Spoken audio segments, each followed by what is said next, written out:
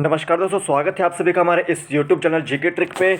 आज के वीडियो में हम बायोलॉजी के एमसीक्यूज़ करने वाले हैं। आपके एनसीईआरटी का जो है ये आपका 21 चैप्टर है बायोलॉजी का, क्लास +1 का न्यूरल कंट्रोल एंड कोऑर्डिनेशन उस चैप्टर का नाम है। और ये हमारा 22वां लेक्चर होने वाला है। इससे पहले हम 21 लेक्चर कर चुके हैं। अगर आपने नहीं देखे तो आप यहाँ पर आई बटन में ऊपर देखिएगा उसको अच्छे से, क्योंकि यहाँ पर मैंने ह्यूमन फिजियोलॉजी से रिलेटेड जो है जितने भी आपके 16 से चैप्टर से रिलेटेड जो है 22 चैप्टर तक मैं यहाँ पे करवाने की कोशिश कर रहा हूँ आपको, पूरा का पूरा एमसीक्यू फॉर्मेट में। ठीक है, तो ये पूरा का पूरा जो है आपको मेरे YouTube चैनल पे मिल जाएगा प्लेलिस्ट के फॉर्मेट में। ठीक है, तो NEET, AIIMS, HPTET, UPTET, HPTST, UPTST, KVS, NVS के लिए, इन सभी एग्ज़ाम्स के लिए ये क्वेश्चन जो है बहुत ज़्यादा इंपॉर्टेंट हैं, क्योंकि बहुत ज़्यादा देखे जाते हैं ये इनको इन एग्ज़ाम्स में ये क्वेश्चंस। तो आइए चलते हैं एक एक करके क्वेश्चन को सॉल्व करते हैं। उससे पहले अगर आपने जीके ट्रिक ऐप को डाउनलोड नहीं किया तो डाउनलोड कीजिए, लिंक उसका डिस्क्रिप्शन बॉक्स में डाला हुआ है, मैंने वहाँ से आप डाउनलोड कर सकते हैं। यहाँ पर आपको एचपीटेट, टीएसटी आर्ट्स के नोट्स में मिलेंगे स्टोर सेक्शन में 220 रुपीज़ में, और सीटेट के साइकोलॉजी के नोट्स में मिलेंगे आपको यहाँ पे स्टोर सेक्शन में 200 रुपीज़ में। ठीक है, साथ ही साथ टेट मेडिकल और टीएसटी मेडिकल के प्रीवियस ईयर के क्वेश्चन पेपर भी आपको यहाँ पे मिल जाएंगे 30 रुपीज़ में। तो आप ये परचेज़ कर सकते हैं। और 1 मई 2021 को जो है 3 बजे से लेकर 4 बजे के बीच में जो है आपको मेरे साथ जीके ट्रिक ऐप के अंदर जो है बैच के अंदर आपको मेरे साथ लाइव जुड़ना है 1 तारीख को। ठीक है, हम यहाँ पे कुछ इम्पोर्टेंट जो है बातें करेंगे। ठीक है, तो बैच में कैसे एनरोल करना है, अगर आपने उसका वीडियो नहीं देखा है तो आप ऊपर जो है आई बटन में यहाँ पर देखिएगा, उसके बाद आपको पता लगेगा कि बैच में आपको कैसे एनरोल करना है। ठीक है, तो अभी चलता हूँ फर्स्ट क्वेश्चन की ओर।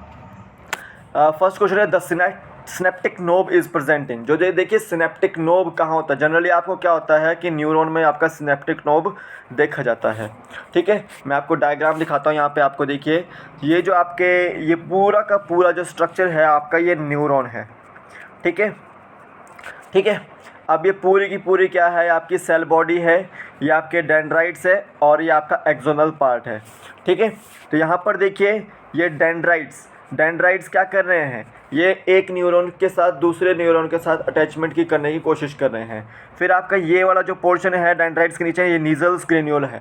ठीक है, यहीं से जो है आपके शॉर्ट फाइबर्स जो है अराइज होते हैं। ठीक है, फिर आपकी ये क्या है, पूरी की पूरी ये सेल बॉडी है पूरी की पूरी, और बीच में क्या है, सेल बॉडी के न्यूक्लियस है। ठीक है, अब देखिए ये पूरा का पूरा क्या है, एक्सोनल पार्ट है। ये क्या है, एक्सोनल पार्ट, और ये नीचे जो है आपके ये एक्सोनल टर्मिनल है, और उन्हीं एक्सोनल टर्मिनल में क्या है आपके ये सिनेप्टिक नोब हैं लगे हुए। और ये देखिए एक्सोन के साथ साथ क्या लगे हुए हैं, इस तरह से सेल्स लगे हुए हैं, उनको क्या बोल देते हैं हम, श्वान सेल्स। तो अगर श्वान सेल्स होते हैं तो वो माइलिनेटेड नर्व फाइबर होगा। ठीक है, अगर श्वान सेल्स नहीं होते हैं तो आपका नॉन माइलिनेटेड नर्व फाइबर होता है। ये आपको याद रखना है। अब देखिए यहाँ पर देखिए नोड ऑफ रानवीर, ये जो बीच का जो 2 श्वान सेल्स के बीच का जो आपका पोर्शन है वो आपका नोड ऑफ रानवीर है। ठीक है, और ये जो है आपका, ये आपके जो सेल्स हैं ये आपके माइलिन शीथ है। ठीक है, ये सेल्स जो हैं आपके माइलिन शीथ है, और ये ब्लैक वाले जो हैं आपके अंदर ये श्वान सेल्स हैं। ठीक है, अब देखिए हमारे से क्या पूछा गया था कि जो सिनेप्टिक नोब है इज़ प्रेजेंट इन, जो सिनेप्टिक नोब है वो किस में प्रेजेंट है, तो आपके एक्सोनल टर्मिनल में वो प्रेजेंट है आपके न्यूरॉन के। तो डी ऑप्शन इसका राइट आंसर है। ठीक है, और याद रखना है कि जो न्यूरॉन है वो स्ट्रक्चरल एंड फंक्शनल यूनिट है नर्वस सिस्टम की, structural and functional unit of nervous system. साथ ही साथ ये longest cell of the body भी बोला जाता है। ठीक है, ये आपको याद रखना है। नेक्स्ट क्वेश्चन देखते हैं, which chemical is present in synaptic vesicles of neuron. जो आपको मैंने सिनेप्टिक नोब दिखाया ये वाला, यहाँ पर कुछ केमिकल्स होते हैं। ठीक है, जो इम्पल्स को जनरेट करने के लिए यूज़ होते हैं केमिकल, वो कौन से केमिकल होता है, तो वो होता है आपका न्यूरोट्रांसमीटर होते हैं, जिसमें एसिटाइल कोलाइन वगैरह आते हैं। ठीक है, ये आपको आते हैं। तो डी ऑप्शन इसका बिल्कुल राइट आंसर है कि वहाँ पर न्यूरोट्रांसमीटर केमिकल के रूप में यूज़ होता है। ठीक है, HCl आपका स्टमक में होता है, पेप्सिन भी आपका स्टमक में होता है, और रेनिन भी आपका स्टमक में होता है। ये आपको याद रखना है। नेक्स्ट क्वेश्चन देते हैं, the junction between 2 neurons is.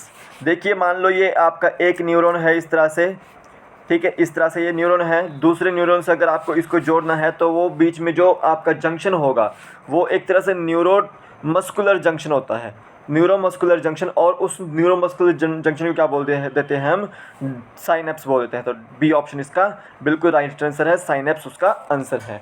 Next question देते हैं, the bipolar neuron is generally found in. तो देखिए आपका जो मल्टीपोलर न्यूरॉन होता है, ठीक है, बाइपोलर होता है और यूनिपोलर होता है, ठीक है।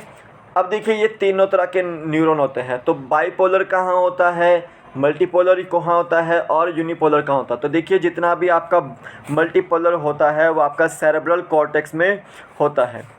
यूनिपोलर कहाँ होता है, आपका एम्ब्रॉयनिक स्टेज जब डेवलप होती है तो आपका यूनिपोलर जो है आपका न्यूरॉन दिखाई देता है, ठीक है। बाइपोलर कहाँ दिखता है, आपका रेटिना ऑफ आई में आपका बाइपोलर न्यूरॉन दिखता है। बी ऑप्शन इसका राइट आंसर है।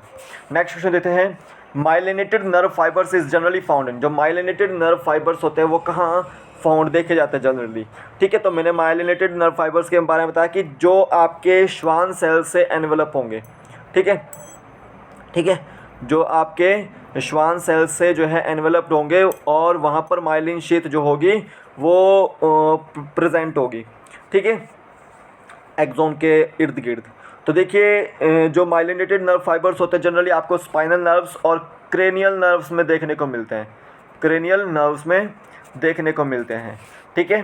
तो ए ऑप्शन इसका राइट आंसर है। और इन तीनों में जो है आपको कौन से देखने पड़ते हैं, नॉन माइलिनेटेड नर्व फाइबर्स, ठीक है, ये आपको याद रखना है, ठीक है।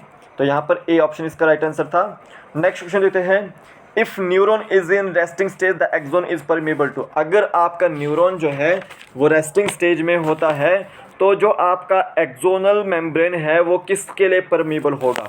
तो देखिए सोडियम पोटेशियम आयन पढ़ा होगा कि अगर आपने जो है आपका जो न्यूरॉन है रेस्टिंग स्टेज में है तो आपका वहाँ पर परमेबल होगा पोटेशियम आयन और इम्परमेबल होगा आपका सोडियम आयन, ठीक है, ये आपको याद रखना है। तो बी ऑप्शन इसका बिल्कुल राइट आंसर था कि जो न्यूरॉन है जब तब रेस्टिंग स्टेज में होता है, ठीक है, तो उस समय जो है एक्सोन में जो है पोटेशियम आयंस जो है परमेबल होते हैं। बी ऑप्शन इसका राइट आंसर था। नेक्स्ट क्वेश्चन देते हैं, which of the following statement is correct. तो देखिए इन चारों स्टेटमेंट्स में कौन सी स्टेटमेंट करेक्ट है, तो दो स्टेटमेंट को पता लग जाएगा हमको पढ़ के। तो देखिए जो एक्सोप्लाज्म होता है यानी कि एक्सोन के अंदर का जो फ्लूइड होता है उसमें क्या होता है कि आपकी पोटेशियम आयंस की कंसंट्रेशन जो होती है वो हाई होती है। तो बिल्कुल ए बिल्कुल स्टेटमेंट बिल्कुल सही करेक्ट है यहाँ पे, ठीक है। अब देखिए वहाँ पर लो कंसंट्रेशन किसकी होगी, अंदर सोडियम आयंस की होगी, ठीक है। तो एक्सोप्लाज्म में जो है हाई कंसंट्रेशन पोटेशियम आयंस की होती है, ये आपको याद रखना है। अगर एक्सोन के बाहर की बात करें, जो बाहर का फ्लूइड होता है तो वहाँ पर पोटेशियम आयंस की कंसंट्रेशन लो होती है और आपका जो सोडियम आयंस के कंसंट्रेशन जो है वो हाई होती है। तो यहाँ पे बिल्कुल ए इसका राइट आंसर था। नेक्स्ट क्वेश्चन देखते हैं, which of the following is involve in transmission of impulse at this synapses.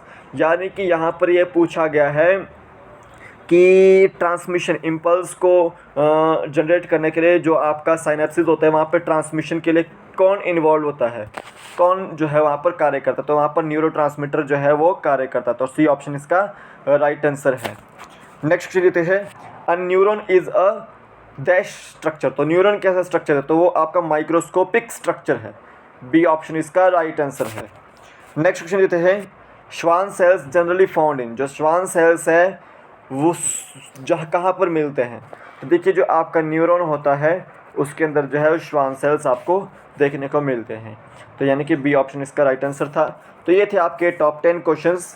तो आंसर की मैंने आपको प्रोवाइड कर दी है और अगर आपको ये वीडियो अच्छा लगा हो तो प्लीज़ वीडियो को लाइक कीजिएगा। इंपॉर्टेंट क्वेश्चंस थे, टॉप 10 क्वेश्चंस थे और आप इससे पहले जो है एक बार जो है ये चैप्टर पढ़ लीजिएगा जो मैंने आपको करवाया है, न्यूरल कंट्रोल एंड कोऑर्डिनेशन। और 1 मई 2021 को 3 बजे मेरे साथ जो है मेरे जीके ट्रिक ऐप के अंदर लाइव जुड़ना ना भूलिएगा।